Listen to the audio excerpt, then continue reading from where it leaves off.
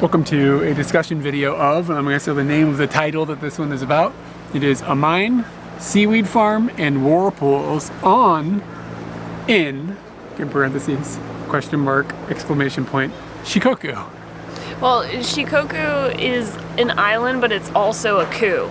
So No, it's not a coup. in and on. It's not a coup. There's four coups. Not a coup. No. It's a prefecture. Prefecture, Ken. Yeah, so it's a Ken. So you could be on or in it depending on how you're talking about it. It's not a prefecture.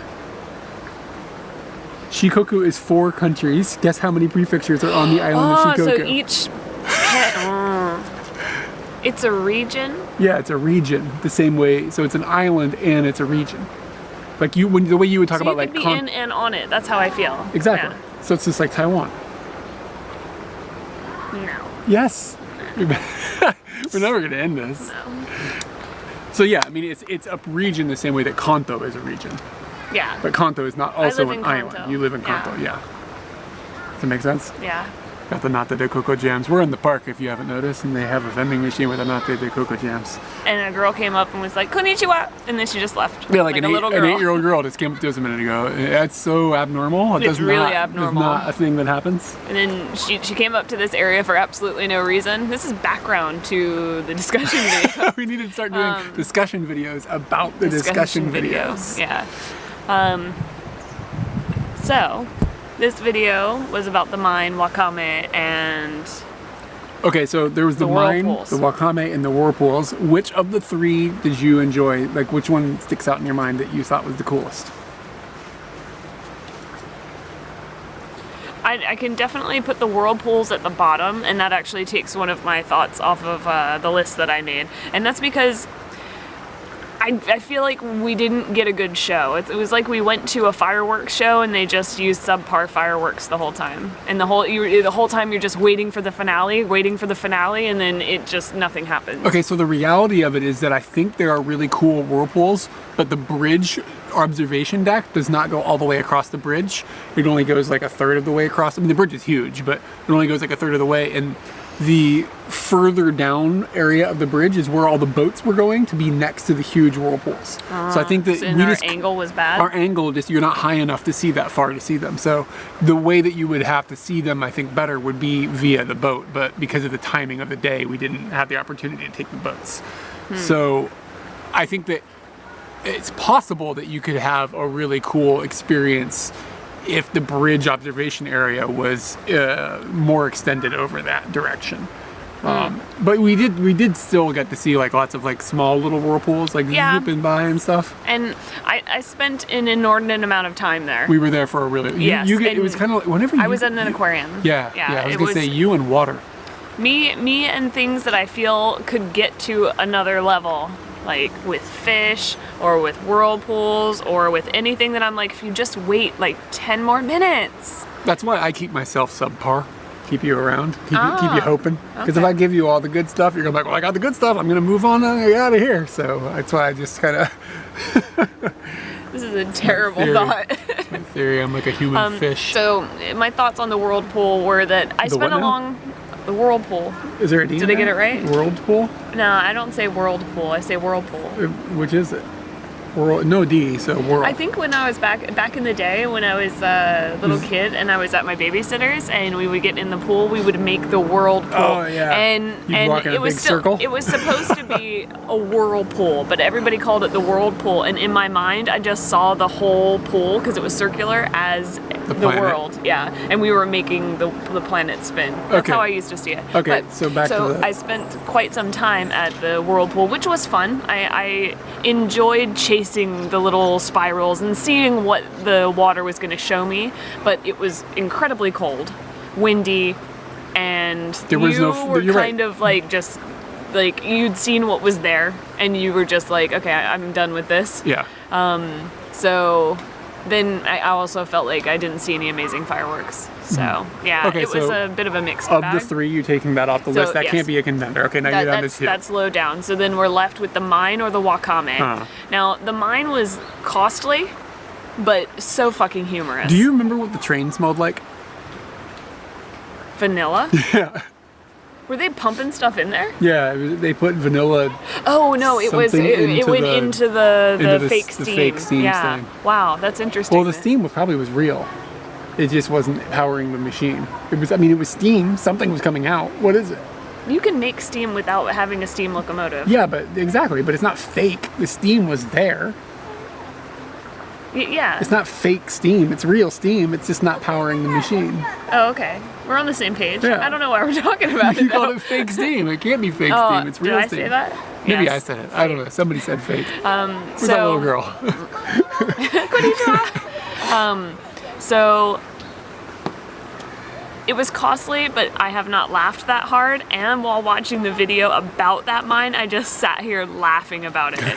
Where the coal beast, so fucking hilarious. It was stupid funny. We probably explained this to a certain degree in the video, but in previous, we've been to a lot of mines in our Yes. videos and in just our travels and stuff. And most of them are like Really real matter of fact. serious and like, look, people died when they were doing this, and this was really hard experience, and like you Here see are the tools that they used. Yeah. We're gonna show you how they used to dynamite things and turn all the lights out and make it real spooky and realistic. And this was a little bit like that at the beginning, but then it just spun into like mascots and goofiness and vanilla trains and a fucking playground. The absurdity of it all was just so funny. And like you're going in the elevator that doesn't actually move, and then you're going to, and they're talking about going to space, and there's a space train, and like it was just all incredibly ridiculous, and it turned out to be very, very funny. It was a very, very funny. Yeah.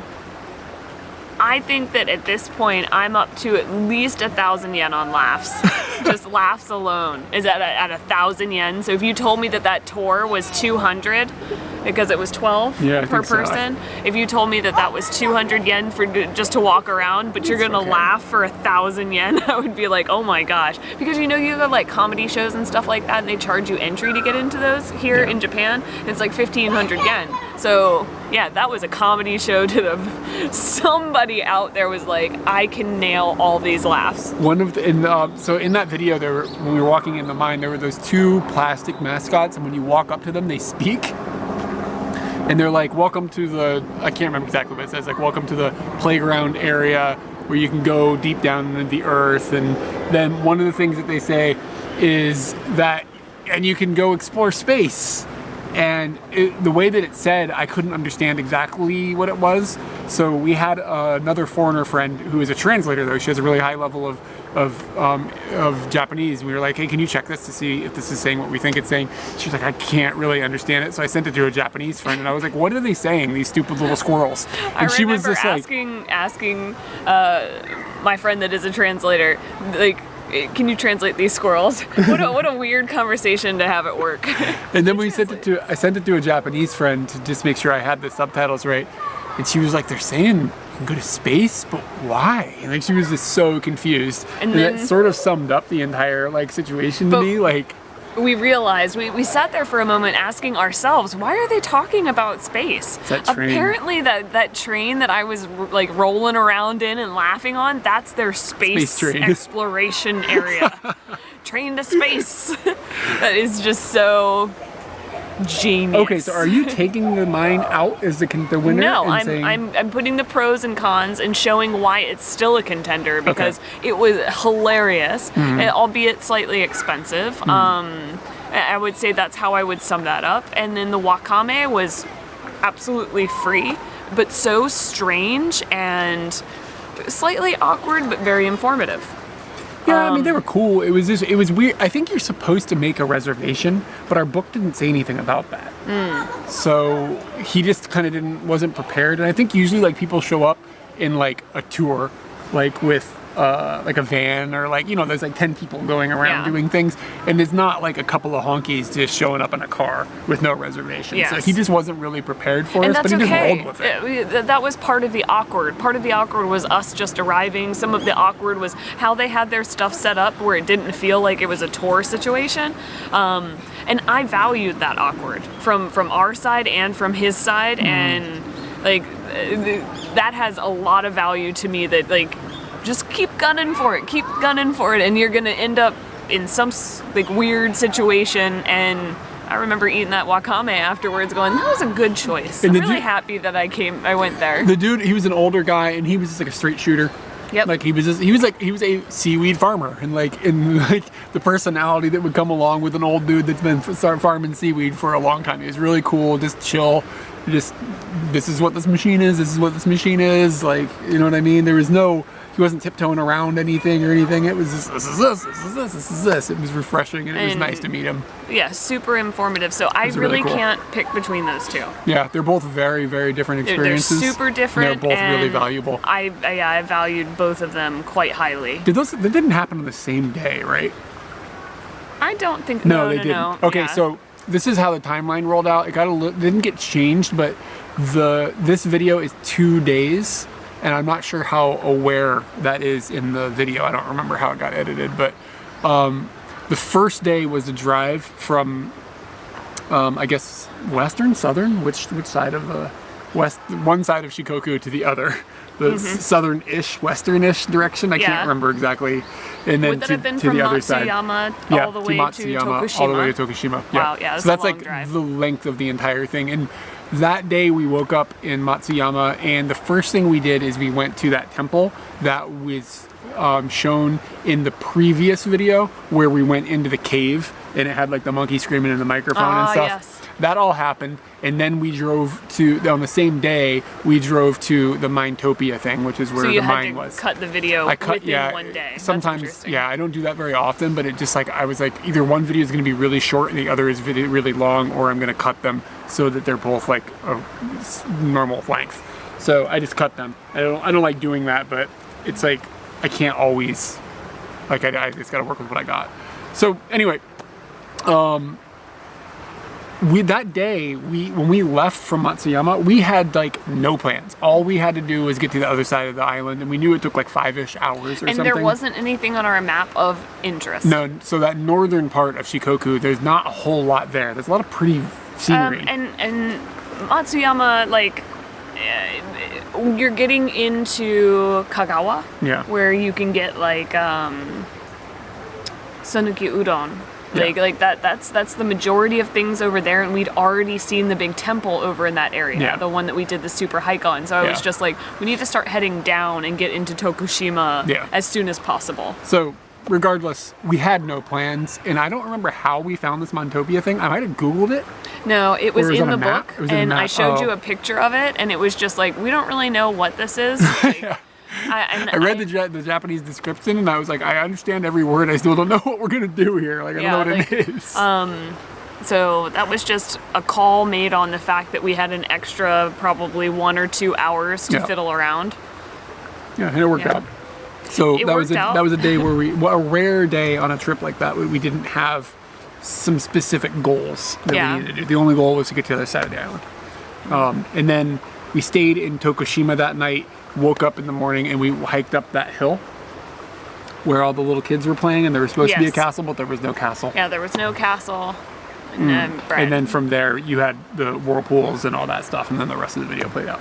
But my point is just that one day we didn't really have like a specific like timeline or anything that we had to like adhere to, and that's how Minetopia happened. And I think that's cool because, I mean, I don't think it's my favorite thing we did in Shikoku, but it's pretty damn funny. Like, it made me laugh a lot. We both sat here laughing. Yeah, we both just laughed. I'm sure that everybody around us was like, why are they just sitting, they're just laughing so hard. What else did you write down? So we talked about the mine, we talked about the whirlpools, and did an interesting comparison about that. After the whirlpool, we went to a restaurant where we had udon again, and it looked really good, but it really wasn't that great. It wasn't because in Kagawa. It wasn't in Kagawa. Yeah, I mean, there's seriously Eric something went about to a Sanuki udon restaurant here in Tokyo. He said it was good, but I basically have to bow down to the fact that I shouldn't have that meal outside of that area. You're gonna have to go back there sometime then. Yeah, and I'm cool with that. It's pretty cheap to fly down there. I don't know. How do you know? I think it was only like 5,000 yen or something. It was like strangely cheap. I don't know how you know. I just remember when we bought the tickets. You do? Mm-hmm. I don't remember. I bought the tickets.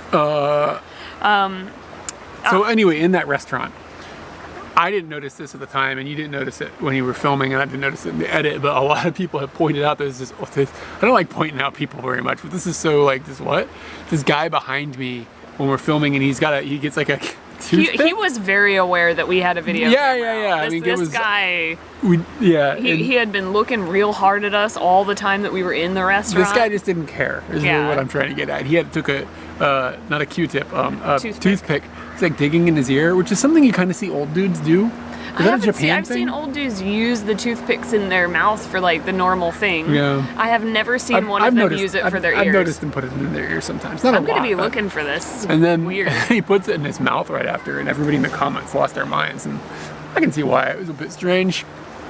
But it's weird when, like, we try to keep people out of the back of videos and stuff the best we can. It's not something you can do, like, logistically all of the time.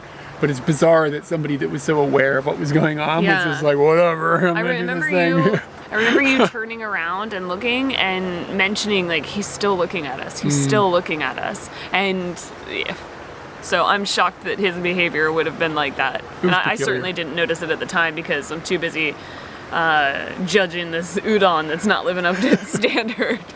What else have you got on your list?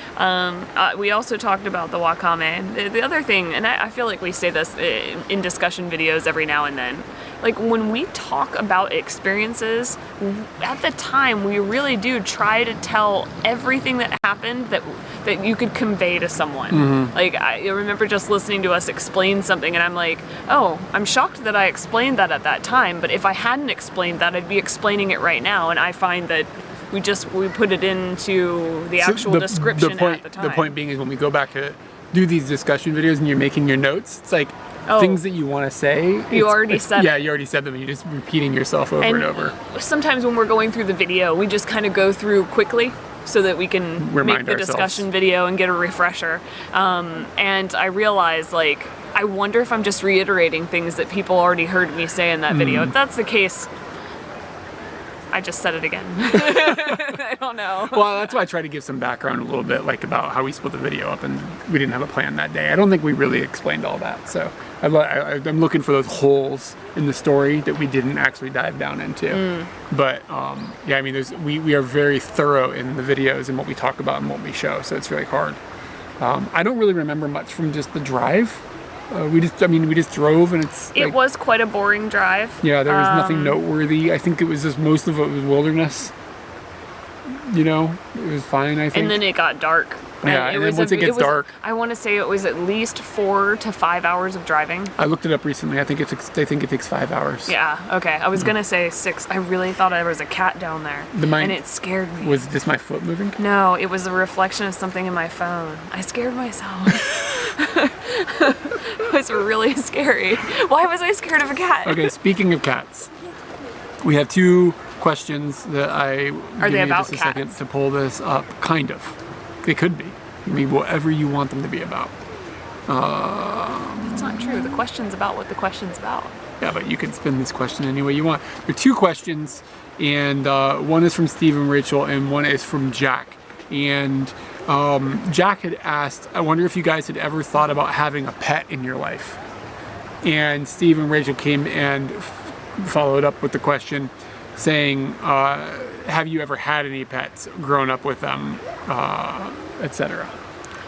All right. Well, we'll start with the grow up, and then we'll get to the what we want, and or what we don't want, or what we dream about but would never have happen. So, having had pets, born into a family with a vicious snapper dog, very small. Ended up having pugs the rest of my life with my family. But you guys never had cats or anything. It was only dogs, right? Only dogs. I was told that my dad's allergic to cats, and I really don't know if that's true because I've been in places with him, and there have been cats around, and nothing happened to him. So I think it's bullshit. So outside of dogs, I had hamsters for a little while, fish for a little while, got obsessed with breeding mice for a while. Like in university, you had like a big mountain I of mice. Probably, if you counted Hundreds, the number, probably up to 200 would be my max the actual estimation I'd give would be above 100. Not at all the same time. But These were different litters and things like that. Let me see if I know this whole story. You would breed them, and then you would figure out if you could make different colored mice by putting different other mice together, and then like you were doing like eugenics. Yes, I was, and I got very excited about that. And it wasn't seeing what I could make, because with just 100 mice, you really aren't you really aren't getting to the point where you can make something. You're seeing what the genetics tell you. So I bred. Did you have like a sheet and like paperwork and stuff? Yeah, and Punnett squares and things like that for genes and stuff like that. And I went onto a website. I was like, well, how do you start to understand mice genes? And I went onto a website, and it's like, okay, certain ears are like this, and these are the different genes that would lead to different ears. So you look at the mice that you have that you put together, and then you could try and suss it out for yourself. And what I ended up doing was kind of mostly inbreeding to get to recessive traits. And that was very interesting. I ended up taking multicolored mice and getting down to the point where they would either be white or black. And I ended up having a litter of all black mice, which I was like, how do you get that from where I started? And it's just, you broke down to the point that... That's so crazy, dude. Yeah, it was very crazy. That's so crazy. And I realized that I really do like breeding animals, or... on that scale. On that scale and on that size of animal. I don't really want to breed animals that are any bigger than that. These are relatively easy to take care of, and I kind of just like monitoring things. And you would obsessively. You would trade them to the pet shop for food, and the pet shop would take them and sell them as snake food. And a lot of people there are probably not going to be happy about hearing that. But snakes gotta eat. I told the shop I've got an excess of mice, but I need food and like supplies to feed the mice. I will bring you these things. You don't have to pay me any money. Just I'll take some inventory, and that was the swap that I had. And I remember calling. I did a little bit of lying, because this was a side project that I personally wanted to do. It had nothing to do with school. I just realized I could do it, and I wanted to do it. It's a weird hobby, dude. So I ended up calling around to a bunch of pet shops and telling them that I was in like either a certain class or I'm working on a certain project, which I guess that's not necessarily a lie. And I just waited until I got somebody that said, sure, yeah, we'll take them off your hands and we can do some sort of swap for them. Like, I want to say it was like 50 cents per mouse. But it was a little bit of food. Yeah. And I ended up spending more money at their pet shop. I think the real value is you didn't just get a mountain of mice in your house. Yeah. So that's your pet history, basically, right? Yeah, I think so. I don't think I'm missing anything in there. I had a cat for like a few weeks because a friend needed. And you took care of your brother's cat for a little while. Yeah, and that was a few months. So I've had a little bit of cat encounter, but never commitment to a cat. Because my pet history is really deep and strange. My parents are really into animals, to the point of where I had a turtle. Oh, that's right. Sorry, he was magical. I'm so sorry, Bojangles, that I forgot you. Okay. My parents are like animal people, kind of, in a really way that is excessive, sort of. Until I was like about 9-ish, it was sort of normal. We had like a dog and a cat, and like, you know, there was this normal stuff like that. I never saw the dogs and cats overlapping in your life. Yeah. Every time you told me you have a cat, I always imagined you never had dogs, and every time you told me you had a dog, I imagined you never had cats. Usually both. Yeah, they all usually both. And then my parents, for some reason, went off the deep end and like literally bought a farm. And I'm talking about like not a huge farm. We had 8 acres, but then we had like rented land and like hundreds of cattle, and we had hundreds of heads of pigs and hundreds of sheep. So I spent like 4 or 5 years of my youth living on this farm.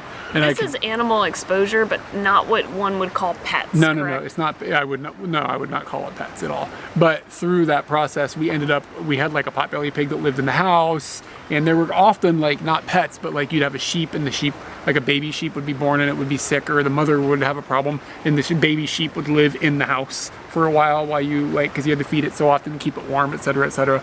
So I mean, there was this name a farm animal, and it was a part of my world for that time period.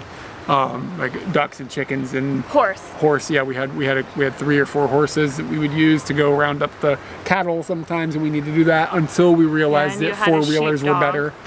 We had a sheepdog. Sheepdog's name was Katie. No joke. It's real. And so we had that situation, and then I'm really struggling on farm animals over there. I know they got like books about this shit. And then financial issues came along, and my parents had to sell the farm, and then we were back to like a normal life for a few years. But when I was about 14 years old, my mom opened a bird shop, like an exotic bird shop. So she was selling like parrots and stuff, and she expanded into things like snakes and things like that I didn't really have. That didn't affect me too much. I was a teenager at that point, but for a while the bird shop was run out of our house. So we had a fairly large house in Virginia that had a basement, and my parents built this huge shed in the backyard, and there were hundreds and hundreds of birds. Like, it was I encountered these birds. excessive, and it was not my favorite. And I was very on the fringe of Eric's life at this point. Like, even I encountered the bird situation, and that was because Chip took me over to your house because we needed Chip's to her brother. feed. Yeah, We needed to feed the birds. Yeah, so I was disconnected from this. Like, I was like, I don't really want anything to do with this. So they would pay my friend, who was Katie's brother, to feed the birds. And they were like, my parents were like, we will pay you to do these chores. I mean, it was their business. It wasn't like you should do your chores and you're not doing your chores. I mean, it was their business. They should pay somebody to do the work. And This it wasn't isn't like 5 minutes and tidy the house and like feed the dog. This was like, it's going to take an hour and a half to 2 hours to clean up after these birds. It's a serious project. So regardless, he wanted the money. I didn't want anything to do with it. So he ended up in that world. So even now, I guess at that point, like, there were monkeys in the house, like little monkeys sometimes, and just the stories can just go on and on and on. So he I have said a monkeys. massive exposure to animals and pets, and almost to a point where I don't really want to have them around anymore. It sort of has like pushed me into being sort of a clean freak in a way. Like, I just don't want to have to deal with keeping up after animals and stuff. He's already got to deal with me. And the other aspect of that is that it doesn't fit into our lifestyle to have a pet. Very much so. We go on a trip for 3 weeks or something. What are we going to do with a pet? Dude, I tried to plant a plant yesterday. Yeah. While I was you're like, cleaning oh, up, I was like, and then we're going to be in here for 3 weeks, Yeah. and then I'll be gone for like 2 months. So Just planting a plant I can't is even have a difficult. plant. So even though I quite like animals, I like petting animals, I like interacting with animals. I really like cows lately. I'm really into cows. It just doesn't fit in with our lifestyle and with my quirkiness about animals at this point to have a pet. And then also, I mean, we live in Tokyo. We live in a little apartment. We don't have a way for an animal to get out really easily. You have to walk it all the time. If it's a cat, it can live inside, but you know what I mean? Like, it's a small apartment. We're not allowed to have pets in our apartment anyways. Good point. So, If I wouldn't mind trying a cat in the future, that'd be okay, but it really needs to be very short-haired. I want that connection with the animal. I do miss that. As much as you try to make that as you are, like, doing stuff because you're being cute, you never get that. It's never the same. I could go for a cat. I also would very much love to do more mouse. What we should do, you should experimentation. get 100 hedgehogs and see what's. I just want to see how they mate. How do you have hedgehog? We had hedgehogs. My parents had hedgehogs at one point. And you didn't I suss out didn't- the I- answer to this at that time? Yeah. How does something with spikes mate? How does this work? Battle axe penis.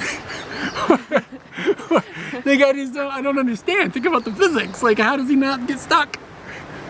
I don't know. I'd like to find this out.